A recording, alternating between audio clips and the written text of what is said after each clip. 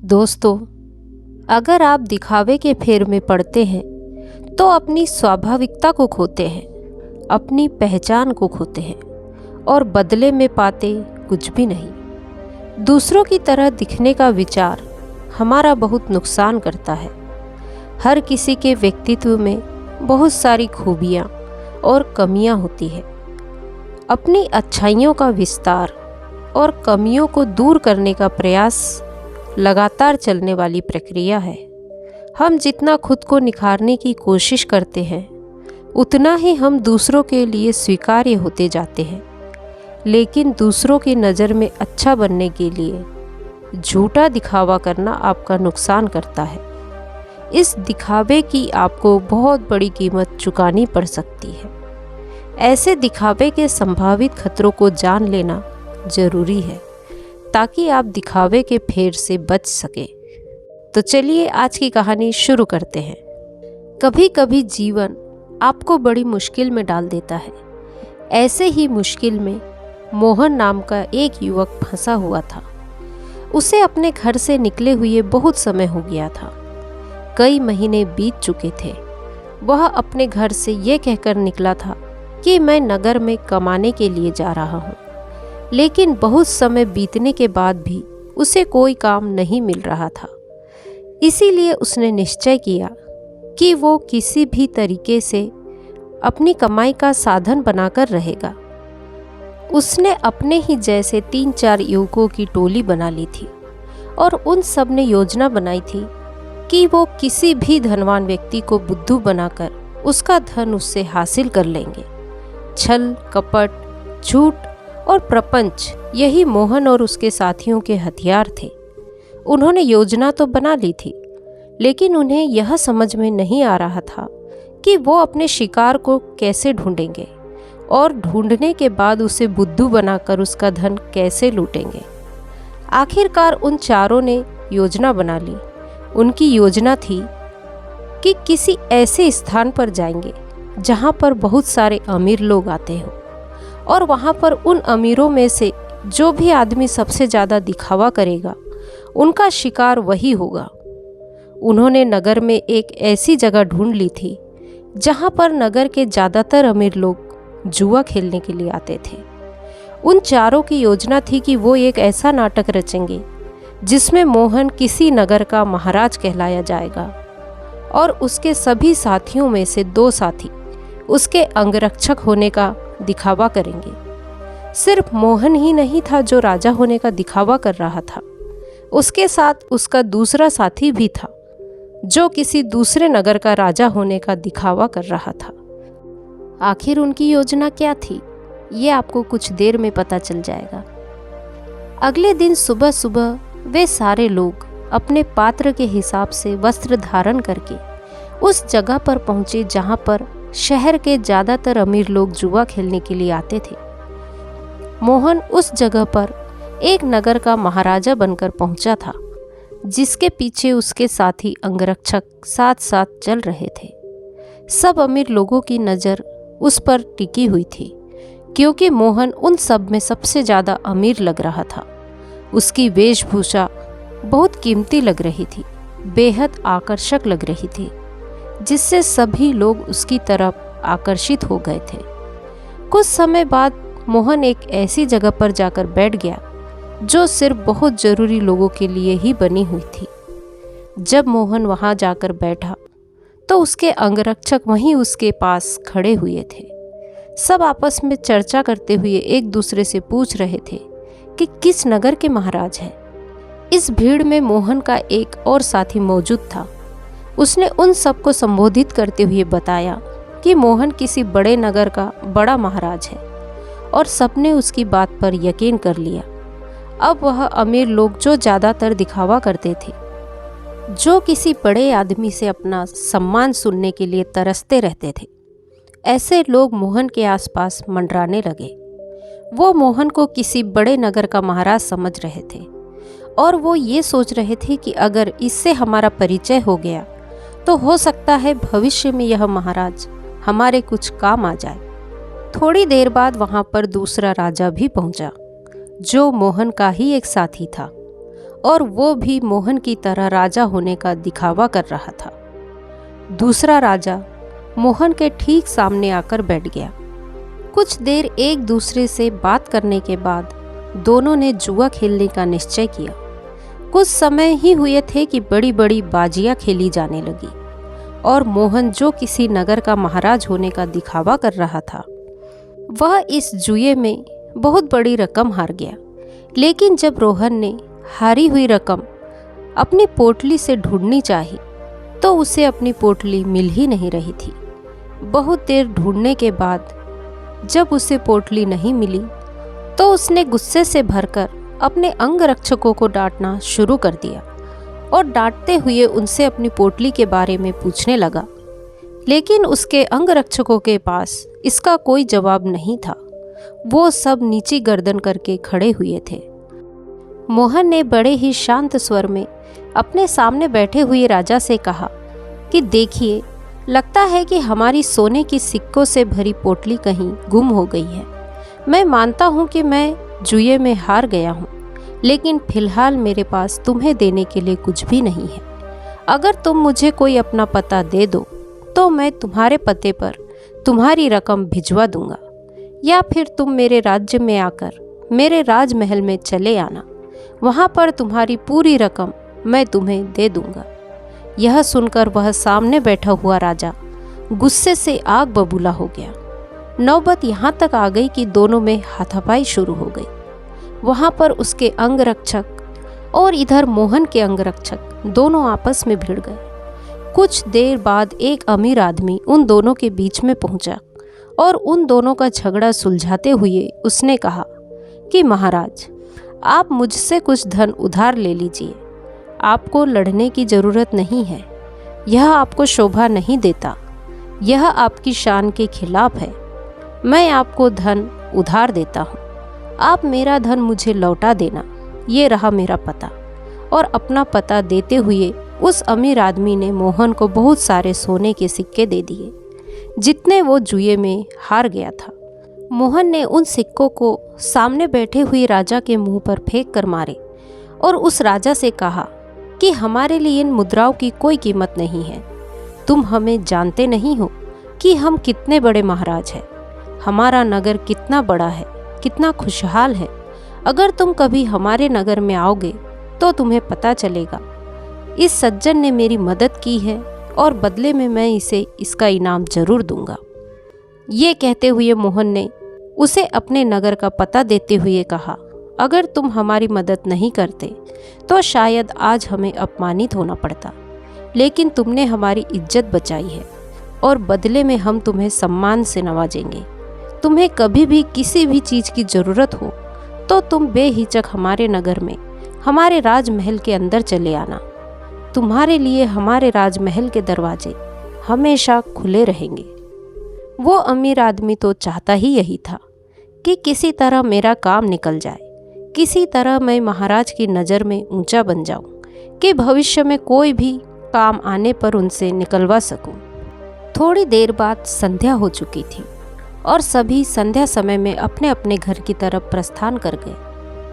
मोहन ने भी उस अमीर आदमी से जाने के लिए आज्ञा मांगी और कुछ समय में उसका धन वापस लौटा देने का वादा करते हुए मोहन वहां से अपने अंगरक्षकों के साथ प्रस्थान कर गया।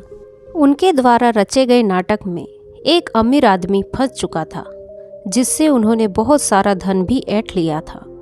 मोहन ने योजना बनाई थी कि जैसे ही वह किसी अमीर आदमी को बेवकूफ़ बना देगा, तभी वो इस नगर को छोड़ के चला जाएगा, क्योंकि यहाँ पर रहना अब खतरनाक साबित हो सकता था। इसीलिए उसने अपने उस साथी को बुलाने के लिए कहा जो दूसरा राजा बनकर वहाँ गया था, क्योंकि सोने के सिक्कों से भरी पोटली तो उसी के पास थी। लेकिन बहुत ढूंढने के बाद भी मोहन का वो साथी उसे कहीं नज़र नहीं आया। अब मोहन को आभास हो गया था कि उसके साथी ने उसी को बेवकूफ़ बनाया है और सारा धन लेकर रफू चक्कर हो गया है। जब मोहन को इस बात का पता लगा तो उसे बहुत दुख हुआ। उसे कोई रास्ता नहीं सूझ रहा था। बिना धन के वह इस नगर को छोड़ भी नहीं सकता था, क्योंकि कहीं जाने के लिए भी धन चाहिए था और जिस अमीर आदमी से उसने धन उधार लिया था वह उसे इस नगर में जरूर किसी न किसी दिन पकड़ लेगा, और जिस दिन वह उसे पकड़ लेगा उसे लंबी कारावास हो जाएगी।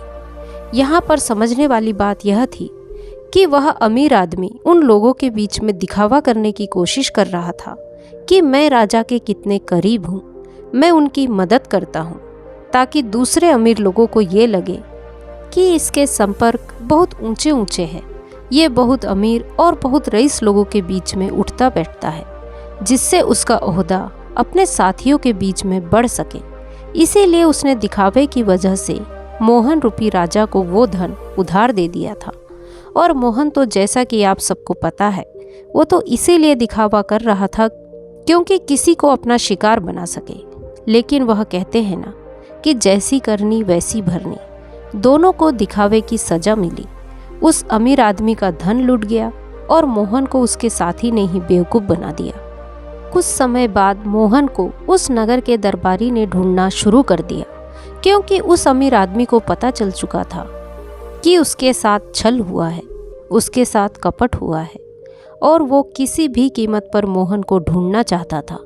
इसीलिए मोहन को छुपकर जंगल के रास्ते से नगर छोड़कर भागना पड़ा। जंगल में छुपते छुपाते वो एक बौद्ध भिक्षु की कुटिया में पहुंच गया, जहां पर एक भिक्षु ध्यान कर रहे थे।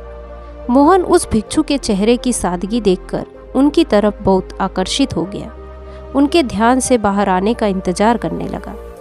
कुछ देर बाद बौद्ध भिक्षु ने जब अपनी आंखें खोली तो उन्होंने सामने बैठे मोहन को देखा। उन्होंने मोहन से पूछा कि तुम कहाँ जा रहे हो और यहाँ पर मुझसे क्या चाहते हो। मोहन उनके चरणों में गिर पड़ा और रोते हुए उनको बोला, गुरुदेव, मैं दिखावा करके थक चुका हूँ, मुझे कोई रास्ता नज़र नहीं आ रहा। घर वालों के सामने मुझे दिखावा करना पड़ता है कि मैं नगर में कोई काम कर रहा हूँ, और नगर में मैं लोगों को बेवकूफ़ बनाता हूँ, उनके साथ छल करता हूँ, कपट करता हूँ। मेरा पूरा अस्तित्व दिखावे पर ही टिका हुआ है। कृपया करके मुझे कोई ऐसा तरीका बताएं जिससे मैं आपकी तरह सादगी भरा जीवन जी सकूं, खुश होकर, शांत होकर अपने जीवन के मज़े ले सकूं। मैं थक गया हूँ, बौद्ध भिक्षु ने मुस्कुराते हुए कहा कि सारी दुनिया दिखावा ही तो कर रही है। कोई अगर तुमसे कहता है कि तुम तो बहुत ही ईमानदार आदमी हो तो तुम खुश हो जाते हो, यह जानते हुए कि तुम एक झूठ और मक्कार आदमी हो। हर जगह, हर स्थिति में जब भी किसी इंसान को मौका मिलता है तो वो दिखावा करने से चूकता नहीं है। यह तुमने भी जरूर महसूस किया होगा। दिखावा करने के बाद तुम्हें तो ये लगता है कि तुम बहुत समझदार हो, तुम चालाक हो, लेकिन चालाक होने के कारण तुम्हारे जीवन की सरलता खो जाती है। तुम साधारण नहीं रह पाते, तुम हर जगह दिखावा करने की कोशिश करते हो, और इसीलिए जीवन के आनंद को तुम कभी महसूस ही नहीं कर पाते। लेकिन समझने की बात ये होती है कि एक आदमी दूसरे आदमी के सामने दिखावटीपना तभी करता है जब वो सामने वाले की नज़र में ऊंचा होना चाहता है। अगर तुम सामने वाले से प्रभावित नहीं होते तो तुम्हें दिखावा करने की कोई ज़रूरत ही नहीं रहेगी, क्योंकि तुम किसी न किसी तरह सामने वाले आदमी को आकर्षित करना चाहते हो, उसको अपनी ओर खींचना चाहते हो, और यही दिखावे का सबसे बड़ा कारण होता है। लेकिन जो इंसान तुम्हारे दिखावा करने की वजह से तुम्हारी तरफ आकर्षित होता है, तो कल अगर उसे तुम्हारी सच्चाई पता चलेगी तो वो तुमसे दूर ही हो जाएगा। इसीलिए दिखावा करने की वजह से अपने भी हमसे दूर होते चले जाते हैं। हमें इसका कभी एहसास ही नहीं हो पाता और हम अकेले पड़ जाते हैं। आखिरकार हम पाते हैं कि हमारे आसपास कोई भी मौजूद नहीं जिसे हम अपना कह सके, जिसे हम अपने दिल की बात कर सके, क्योंकि हर इंसान के सामने हमने सिर्फ दिखावा ही किया है। लेकिन जो इंसान अपने आप को जानता है, अपने एकांत में स्थापित हो गया है, उसे किसी के आने या जाने से कोई फर्क नहीं पड़ता। वो तो बस अपने एकांत का आनंद उठाता है। कोई आए तो ठीक और कोई जाए तो भी ठीक। वो किसी को आकर्षित करने की कोशिश नहीं करता और इसीलिए उसका जीवन सरल होता चला जाएगा। साधारण होता चला जाएगा और जितने सरल तुम बनते जाओगे उतनी आसानी से तुम ध्यान में प्रवेश हो पाओगे। जीवन एक परीक्षा है, लेकिन कुछ लोग उस परीक्षा में संघर्ष नहीं कर पाते और वो लोग एक दिखावे का रास्ता बना लेते हैं। ऐसे लोग पूरा जीवन सच्चाई से जीना ही नहीं चाहते। वो खुद की सच्चाई को भी खुद स्वीकार नहीं करना चाहते। ऐसे बहुत से लोग होते हैं जिनके अंदर बहुत सारी बुराइयां होती है, लेकिन वह अपनी बुराइयों को कभी खुद महसूस ही नहीं कर पाते, खुद स्वीकार ही नहीं कर पाते। उन्हें पता होता है कि उनके अंदर यह कमी है, लेकिन अहंकारवश दिखावे के कारण ना तो वो अपनी बुराई सामने वाले के सामने बता पाते हैं और ना ही उसको खुद स्वीकार करके उसको ठीक कर पाते हैं। इसीलिए सबसे पहले दिखावे की दुनिया को छोड़ो, बनावटी दुनिया को दूर हटा दो, क्योंकि जब बनावटी दुनिया तुमसे दूर होगी तो ही तुम्हारा मन स्वच्छ हो पाएगा, निर्मल हो पाएगा। और जितना मन तुम्हारा निर्मल होगा उतने ही अच्छे लोग तुम्हारे संपर्क में आते रहेंगे, और जितना कपटी मन तुम्हारा होगा उतने कपटी लोग ही तुम्हें मिलते जाएंगे। हमें वही लोग जीवन में टकराते हैं जिस तरह का हमारा खुद का नज़रिया होता है। अगर हमारा नज़रिया साफ है, शुद्ध है, तो हमें शुद्ध लोग ही टकराएंगे। और यदि हमारा नज़रिया कपट से भरा है, धोखे से भरा है, तो हमें रास्ते में भी ऐसे ही लोग टकराएंगे। तुम किसी को धोखा देते हो तो कोई तुम्हें भी धोखा देगा, और यह गोला निरंतर चलता रहता है। इस चक्कर से बाहर आने का सिर्फ एक ही तरीका है। किसी को आकर्षित करने की कोशिश मत करो। किसी को भी जबरदस्ती झूठ बोलकर खुश करने की कोशिश मत करो। बस तुम अगर ये छोटा सा सिद्धांत अपना लेते हो तो तुम्हारी बनावटी दुनिया कब सच में बदल जाएगी तुम्हें पता ही नहीं चलेगा। साधारण रहकर, सरल रहकर, ध्यान की गहराइयों से अपने जीवन का परिचय करो, तब तुम्हें जीवन के आनंद का पता चलेगा। तब तुम समझोगे कि जीवन का असली मकसद क्या है। किसी को बेवकूफ़ बनाना, किसी को झूठ बोलना, जबरदस्ती दिखावा करना, यह जीवन नहीं है, कुछ और है। यह दुख है और यही दुखों का कारण है। इसीलिए तुम दुखों को काटना चाहते हो तो सबसे पहले इस पेड़ की जड़ को उखाड़ कर फेंक दो जो दिखावे का पौधा तुमने लगा रखा है। और ये कहकर वह भिक्षु कुटिया के अंदर चले गए। उनके जाने के बाद मोहन ने महसूस किया कि उसके जीवन में जितनी भी समस्याएं हैं उसके पीछे का मूलभूत कारण उसका दिखावा ही है। अगर वो दिखावा करना छोड़ देता है तो जाहिर सी बात है वो झूठ बोलना भी छोड़ देगा। फिर कैसी भी स्थिति हो वो सिर्फ सच बोलेगा, और जब सच बोलने की हिम्मत उसमें आ जाएगी तो उसका जीवन खुद ही परिवर्तित हो जाएगा। ऐसे ही विचारों में डूबा हुआ वह जंगल को पार कर गया।